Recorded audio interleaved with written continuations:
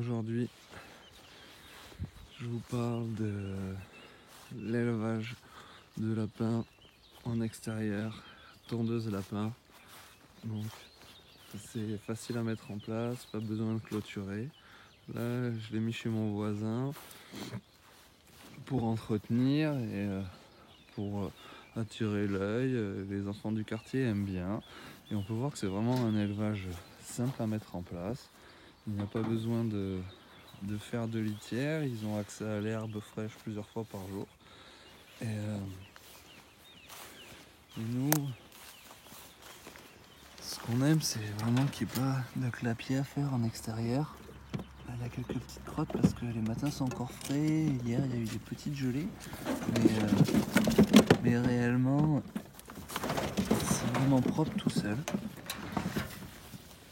Donc il nous faut quand même des bonnes cages bien solides pour résister aux prédateurs, aux chiens errants et à vos chiens aussi. Kiss. Et voilà, qu'est-ce qu'on peut voir, c'est que le lapin, il va partout, il passe partout, il a beau avoir une prairie super épaisse, il vous retape ça comme il faut, et réellement, faut voir le résultat au bout de 2 semaines. Ça, c'est de l'or, ça.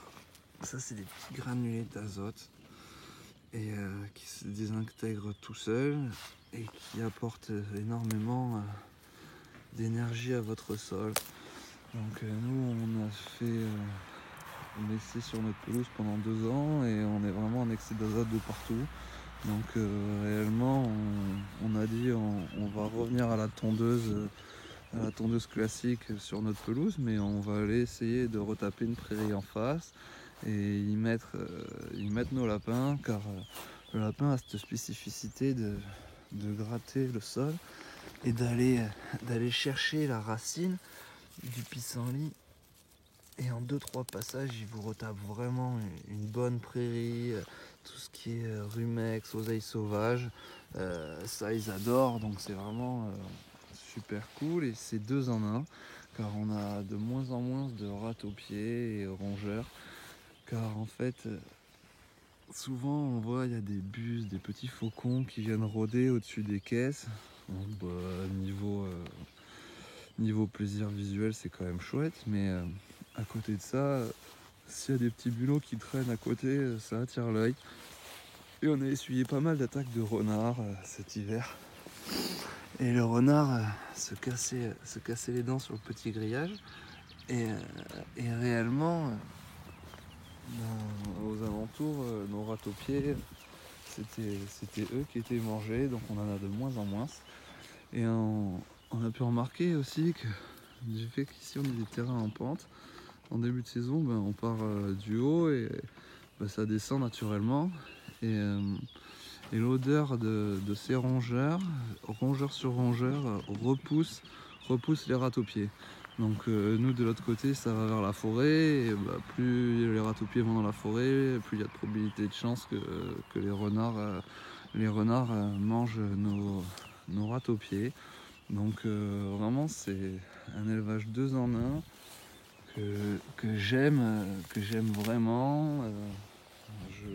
Je vois que des avantages, et on a vraiment une herbe de qualité avec et des protéines également.